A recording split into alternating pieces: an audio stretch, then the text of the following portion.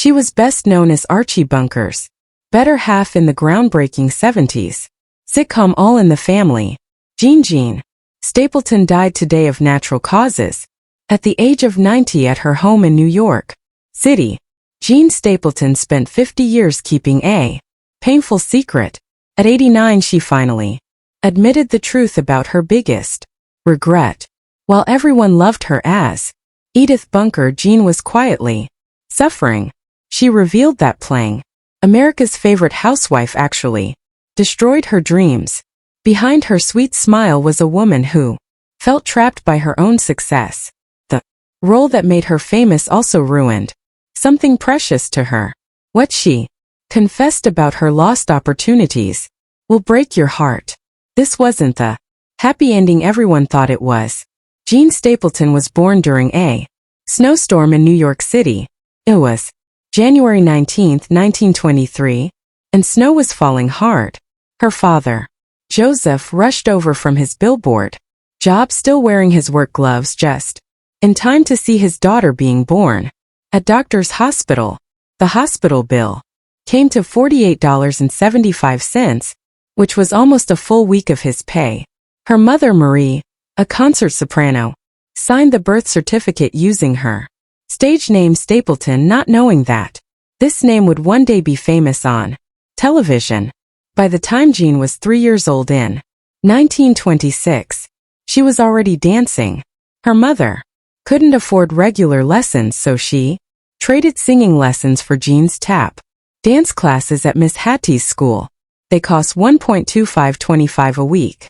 So Jean practiced on a wooden crate from a photograph company to avoid scratching their floor. At a YMCA recital that summer, little Jean danced to Blue Skies and won a small tin medal for Best Smile. Her father had secretly pawned his pocket watch to buy her a pair of shiny black tap shoes.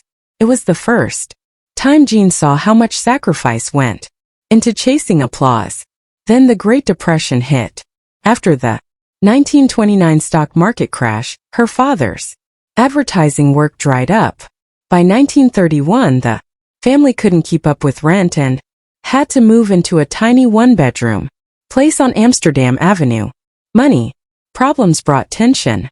And one morning in 1932, when Jean was just 9, she woke up to find her father gone. He'd left a note saying he'd return when work came back, but he never moved back in. Her mother worked even harder after that, singing in churches for $5 a mass and sometimes getting Jean to sing too so they could earn a little duet bonus. In 1934, Jean was tall enough to get cast in her school play at Wadley High School for girls. She played a sailor named Little Buttercup, but had to make her own costume. She built a skirt out of old theater posters her father used to work with and glued it together with paste. When the set broke during her scene, she made a quick joke on stage that made the crowd roar with laughter.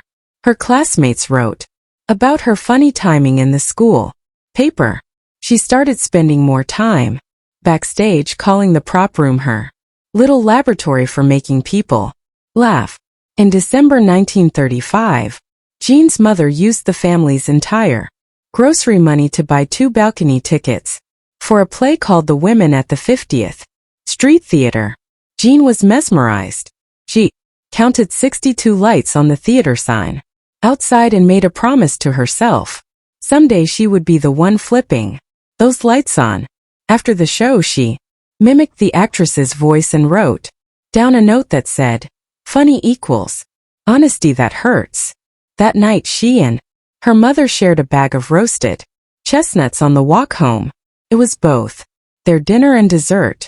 By 1939, when Jean was just 16, she graduated high school and got a job as a typist at an advertising agency. She earned $15 a week and spent her days typing cigarette slogans, then ran off to night acting classes at the American Theater Wing. Her father's income had dropped to just $30 a month, so her job was what helped keep the family going. She once said the rhythm of the typewriter helped train her comic timing, which later made Edith Bunker so memorable. On her 18th birthday in 1941 she officially became Jean Stapleton. She filed her actor's equity form and crossed out her birth name Jean Murray.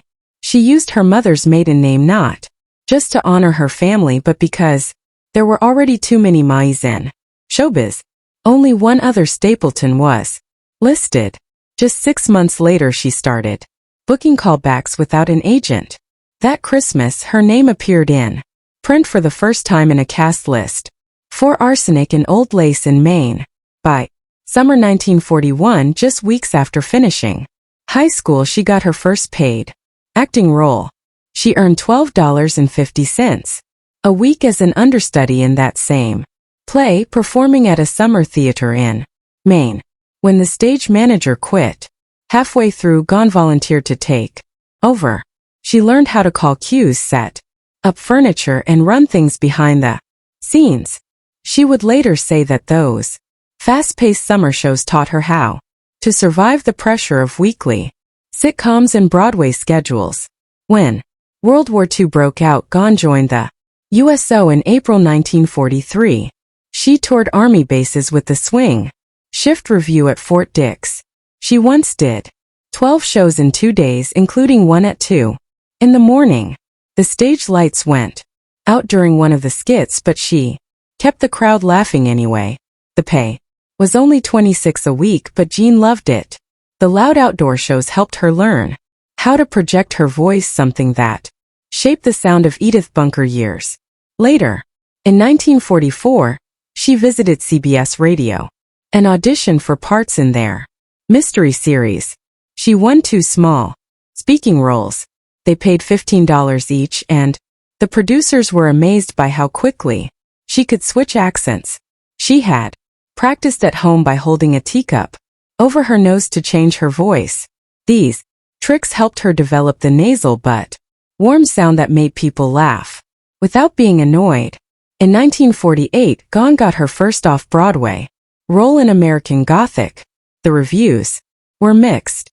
One critic said her voice sounded too much like Outerborough, New York. That comment hurt. She spent a third of her small actor's paycheck on diction lessons with Edith Skinner. After